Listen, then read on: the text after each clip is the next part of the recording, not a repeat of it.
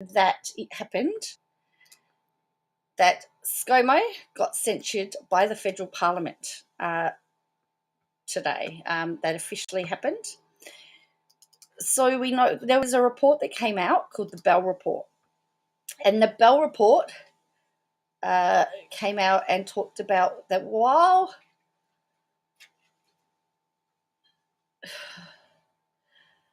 he didn't do anything wrong, legally, that having these secret ministries was a bit on the nose, that it could be deemed to be, it's unethical. And so today they decided that they would file a sanction. That was really interesting that there's no stories on it. I was looking for it. I'm looking for it in the news. Maybe that. Oh yeah, here we go. He's censured by Parliament. Here we go. I'm gonna have a look at it, and then I want to play some speeches, but particularly Scomo's speech. All right, so this is the ABC's. They did live of it. Okay, so let's have a look here, and I hope that this is all going to work.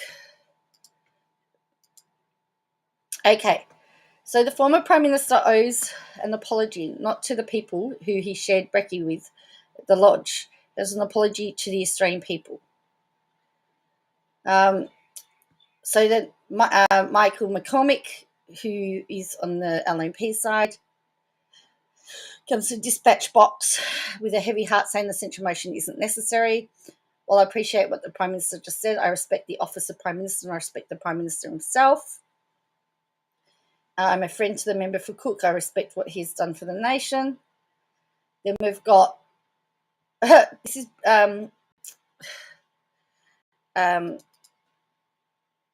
Bridget Archer. Now, Bridget Archer has been known to speak out against. She's been known to speak out against the government. So now the opposition. So this is what she's got to say. Hopefully, it works.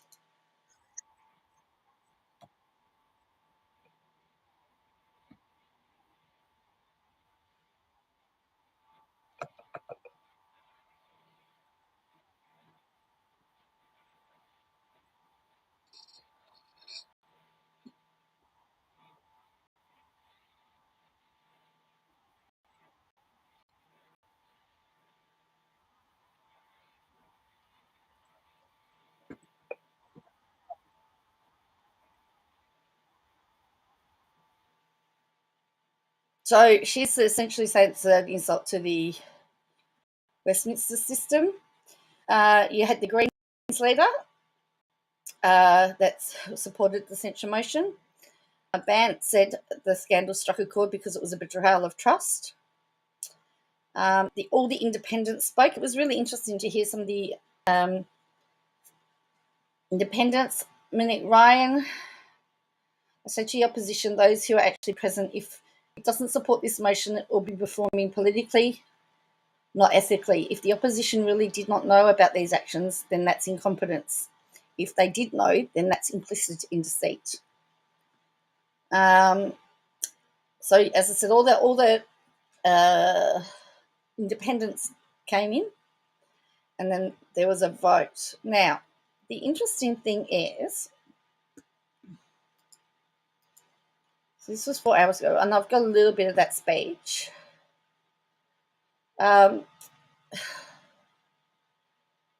So here, this question time is viewed as the most significant part of parliamentary day when every member turns up, and their call for responsible government was breached with the multiple appointments. In doing so, the member of Cook did not tell ministers themselves that he had sworn them into portfolios.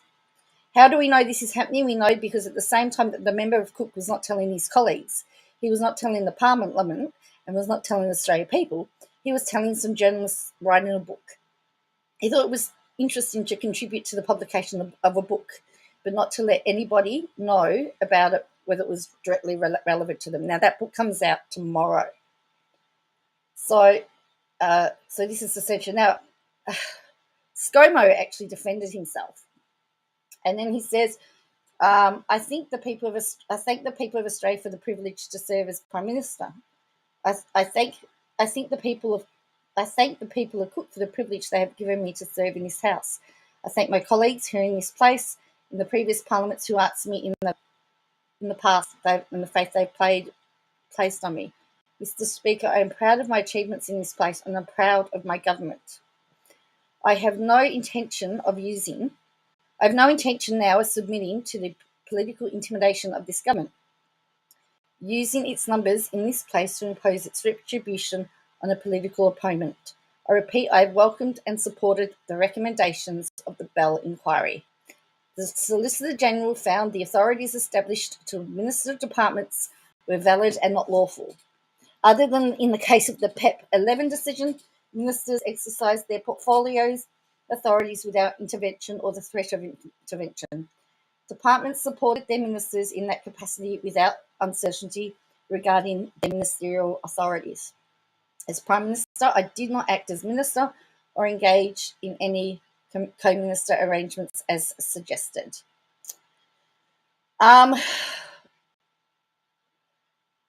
So he, as I said, he did that. So what's this one? Says he's not sorry. So, Scott Morrison says, not sorry. My prediction, he pulls the pin over Christmas. This is his last week. This is what Tanya Plavisic is saying. The secret swearing in was irresponsible and fundamentally undermined our democracy. So these are all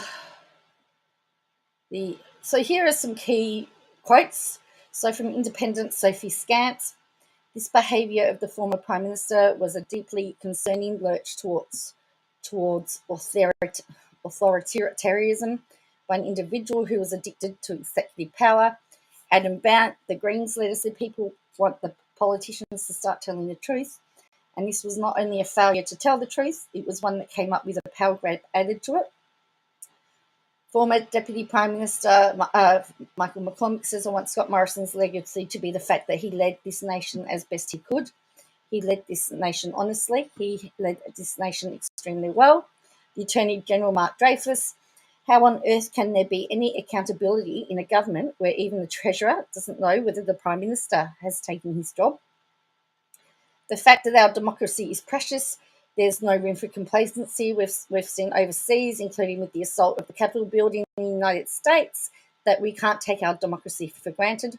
That was from the Prime Minister. And Scott Morrison says, I acknowledge that the non-disclosure of arrangements has caused unintentional offence and extend an apology to those offended, but do not apologise for taking actions to establish prudent redundancies in a national crisis in order to save lives and livelihoods. So let's have a look. So here is the censure motion. This is from the ABC. And so this is the censure motion.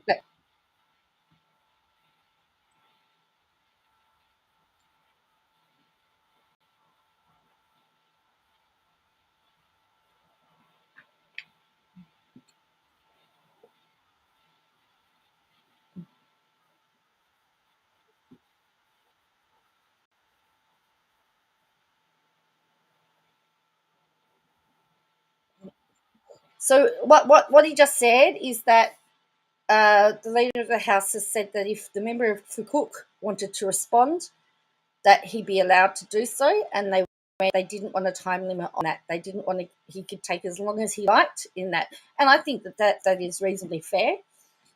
So you've got Tony Burke. He's the one standing here. He's the Leader of the House, so he makes sure that everything runs smoothly. And you've got the Prime Minister here. This is the opposition leader, and this is the Speaker of the House.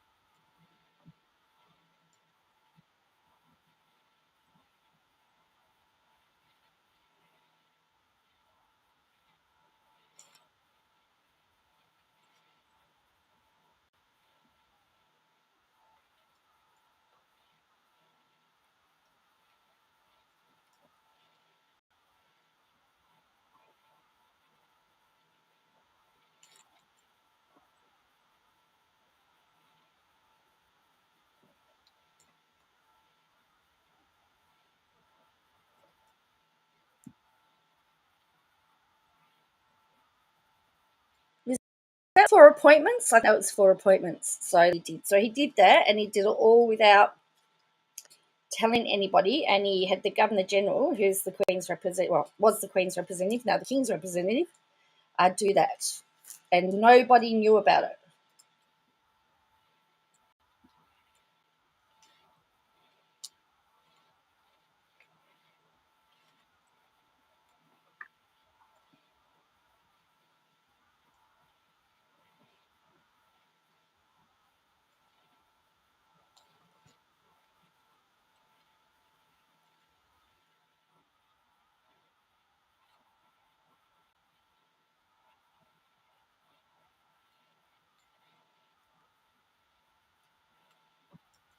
Now, here's my thing, right? So he's going to use COVID, and I understand that. I could even give him a little bit of grace and say, if your ministers had COVID or they were sick or something, I can understand him saying, well, I had to put myself in place because they were sick.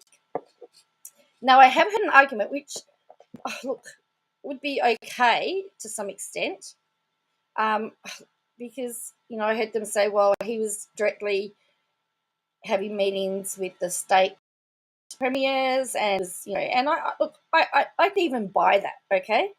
I'd be even willing to accept that, to say, look, he was dealing with the state premiers and stuff needed to be done urgently. He didn't, it would be easy if he could make the decision and then inform the person, look, I've made this decision, this, and this.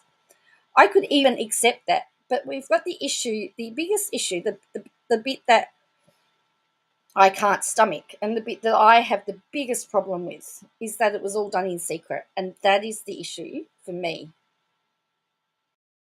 So even said I could accept all the other bits and pieces here, I cannot accept the fact that it was that nobody knew about it.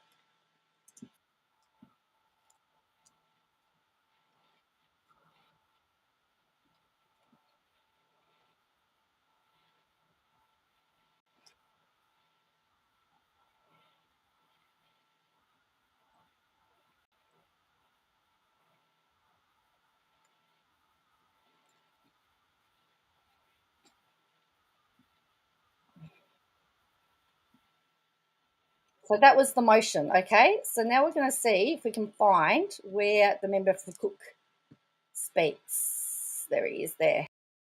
All right, so it must have been second. Here we go. Let's have a listen.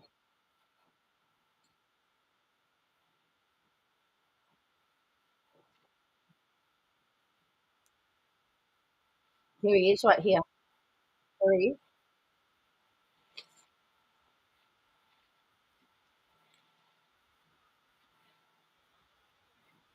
I do like this guy.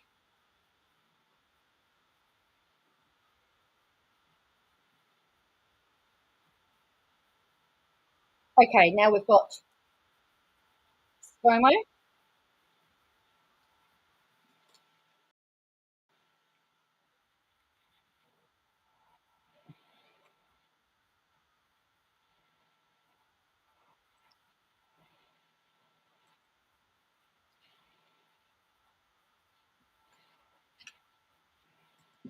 I mean, can they call? I know that you have to call the politicians honourable, but they're censuring him.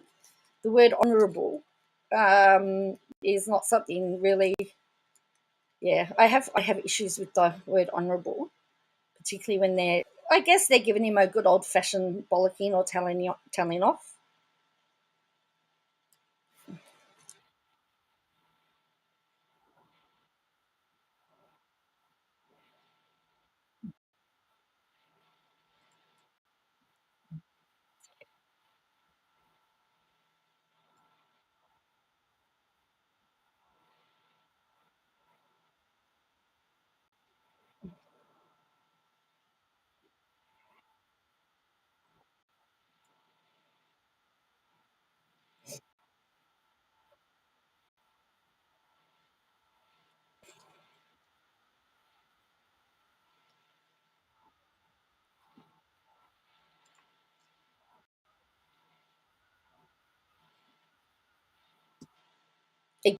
Again, that's debatable, that's subjective.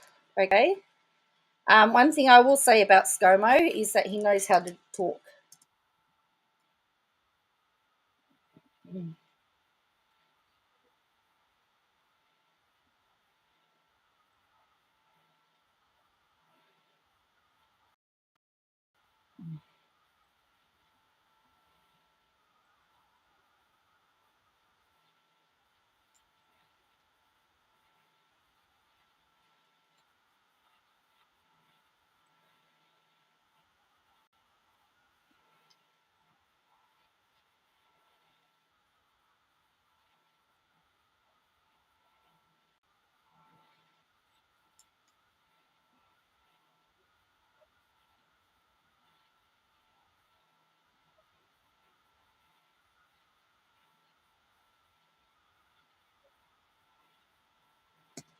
So he's saying his reasons for doing it was under the extreme circumstances, and so it doesn't really matter. He didn't need to tell anybody because he didn't need to use them.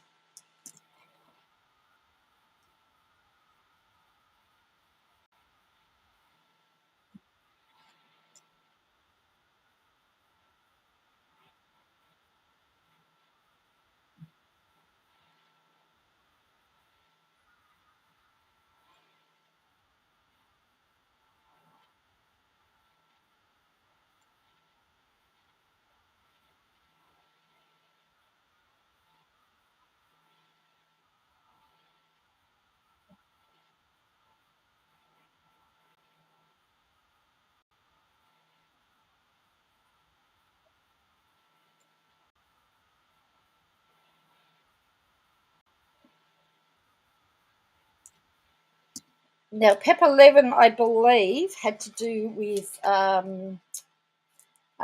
petroleum. Let's have a look. See if I can find a quick.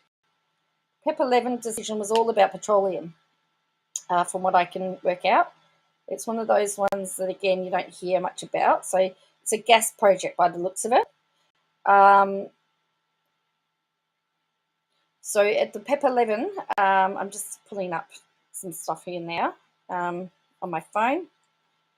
Yeah, it's to do with Gillian. What is PEP 11?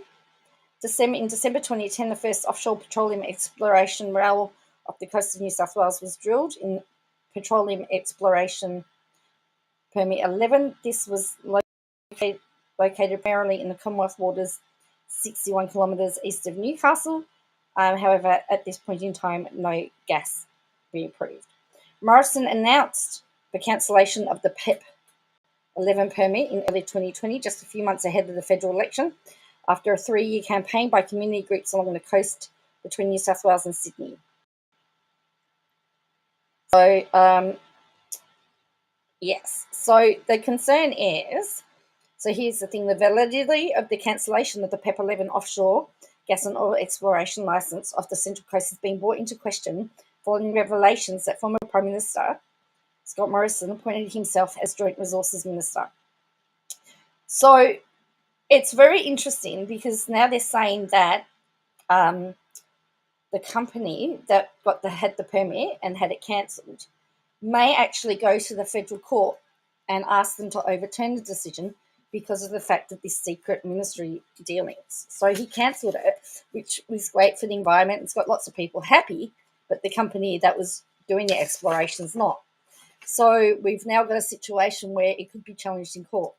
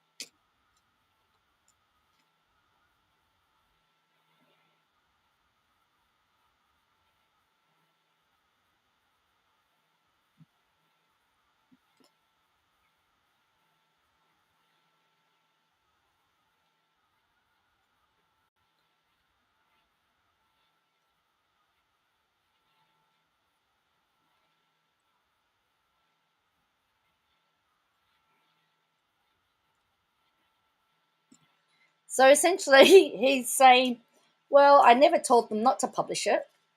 So he's blaming his old department, I guess. It's everybody else but me.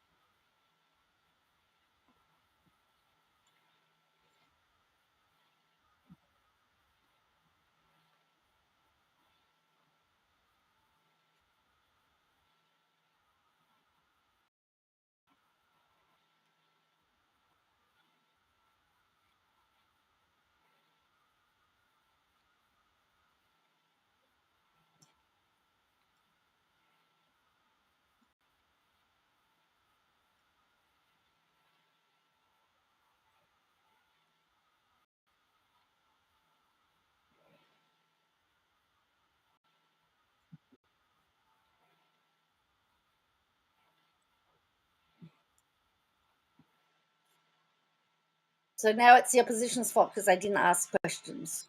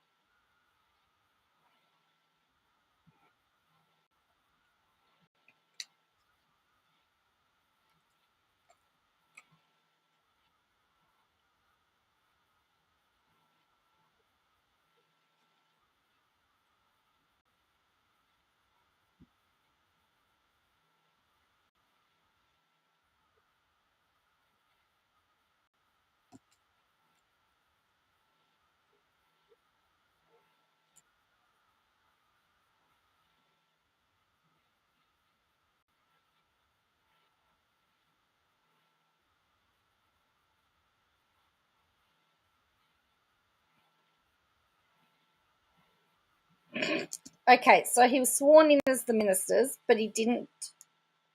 So what's his? Oh, he likes to talk in riddles. Um, so yes, he was sworn in on them, but he didn't hold those positions. Okay, so yeah, I don't know. He likes to talk in riddles.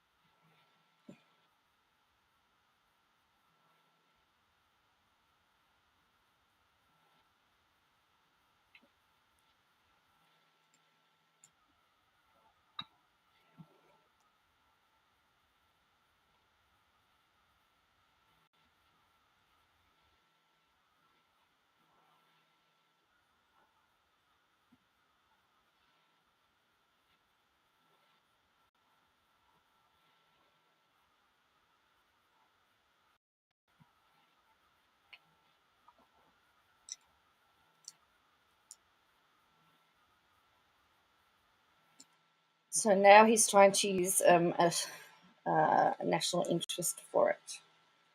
Gee, I have to tell you, I haven't missed this type of hyperbole. He left. Now, if I, it went for 3 hours, this whole thing, but a lot of the independents said that they weren't interested in talking on the matter. They were just happy to let it, to let it go until they realised that the fact that he's not sorry, that he thinks he still doesn't think he's done anything wrong, and he's trying to justify it, as you can hear. Quite a few of them said, look, if he just stood up and said, hey, it was an error of judgment, and well, let's make sure it doesn't happen again, they would have just let it go through to the keeper. But because of his hyperbole and the way that he's responded here, all the independents then wanted to have their say. It was really interesting.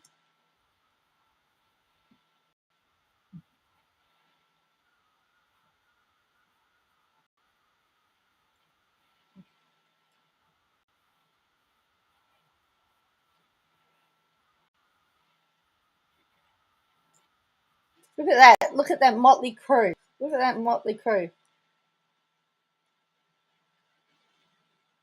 No one's looking excited, are they?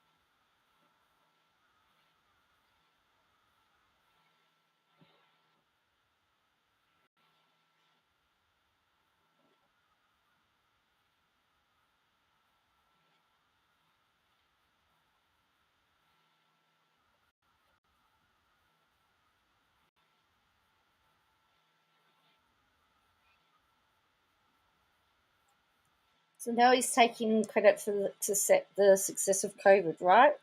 Or the fact that we had the lowest death rate during the peak of it.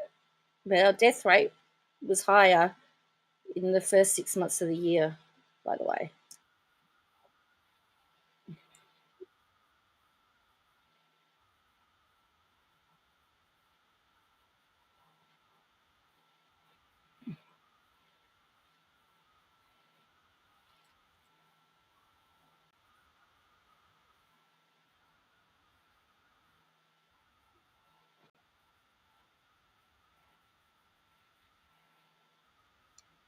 He forgot the fact that he messed up the rat testing. He messed up the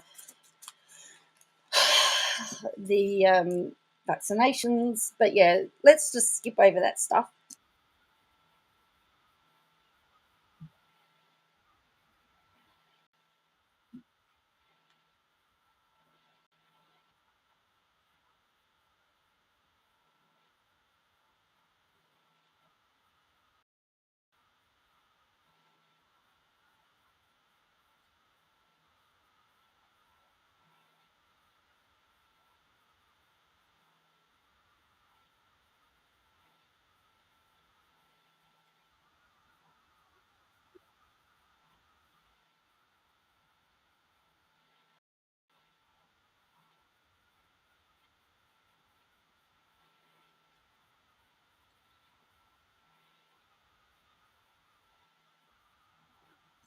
So it's interesting, isn't it, how he's taken to respond to this?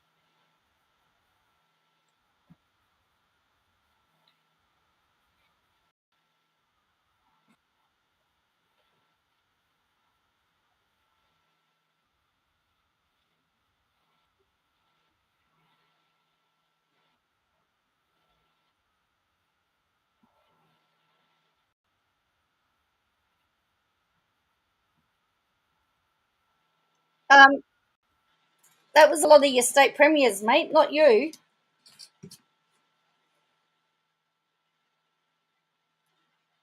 But you've skipped over the question.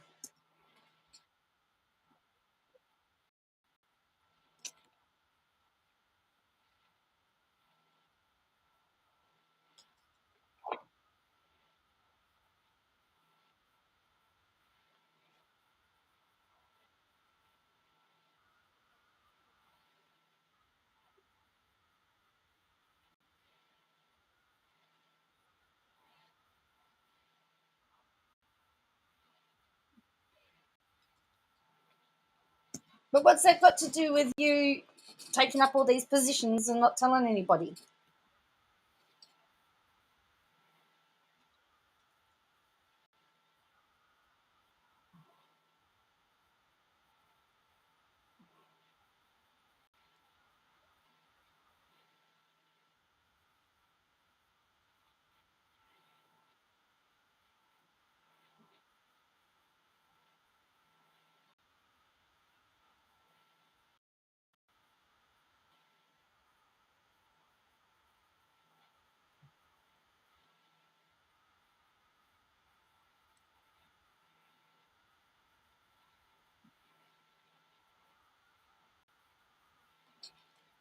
So again, his office is to blame because they didn't tell people. I would have thought that that was news that needed to come directly from the Prime Minister. I would have thought, but anyway.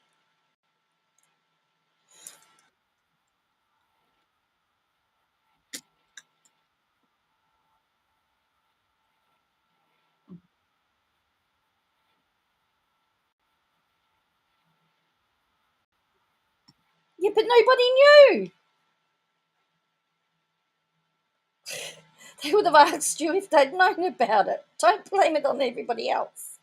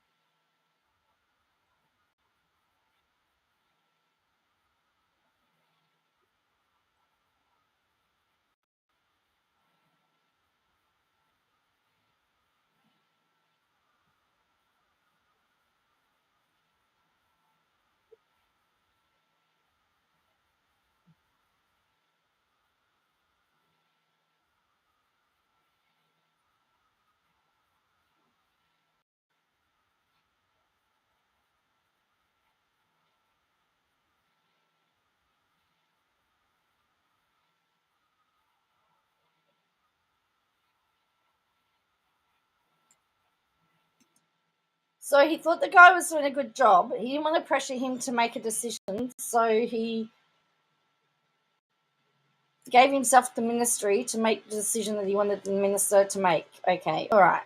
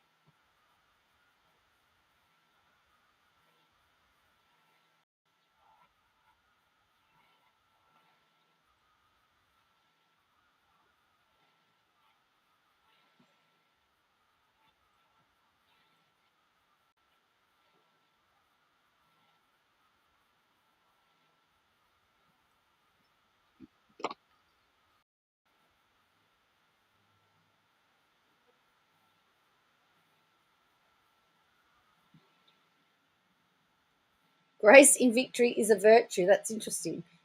So what we're going to say here is there was 86 votes in support of the censure. And what's really interesting here is that Liberal MP Bridget Archer, she crossed the floor again. She crossed the floor and voted to censure. It looks like the only person from the opposition who crossed the floor was indeed Bridget Archer.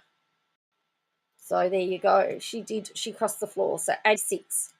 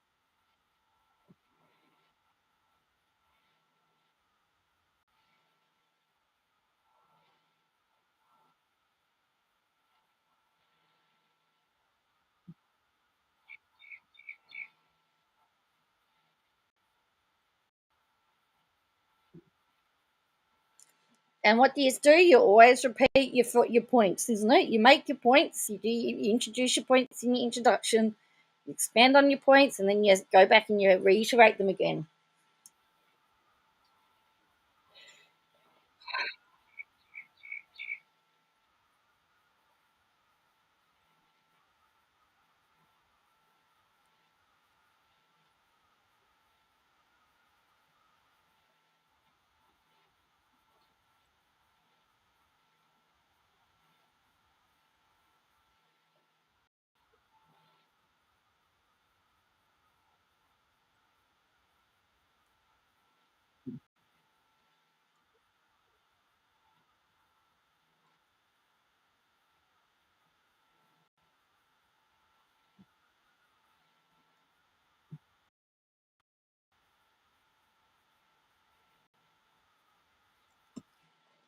And of course, and to ignore the big issue.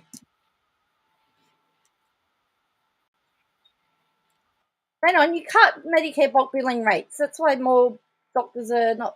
That's why doctors aren't bulk billing anymore. Medicare, and you cut the PBS.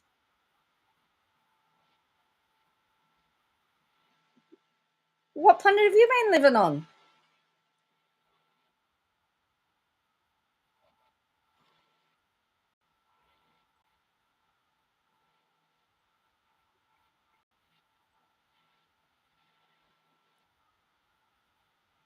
Oh, now we're going for the. You haven't walked in my shoes, so you can't say anything.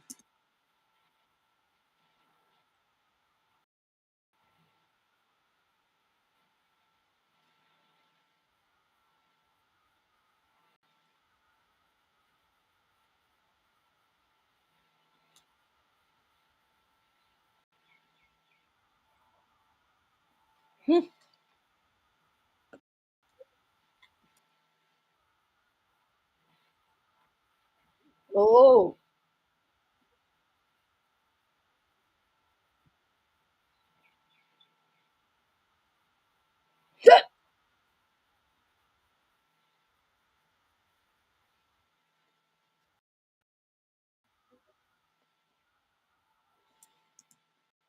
the fact that we got through the pandemic was a lot to do with the state governments, not so much the federal government. Let's make that clear. We all remember.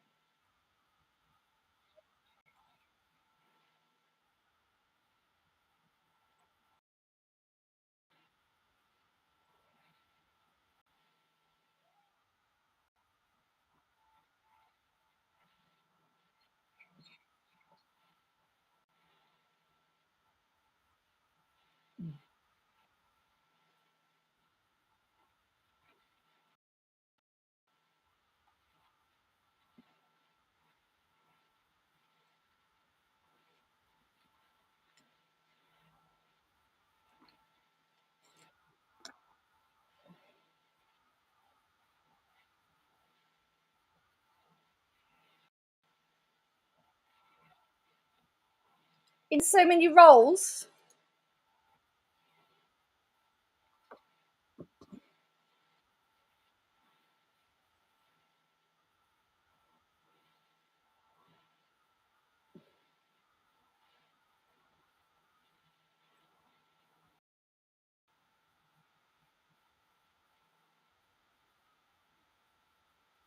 No, now everyone's leaving because they're not interested. Half of this side of all the opposition are now leaving because they don't want to hear it. Look at them all walk out.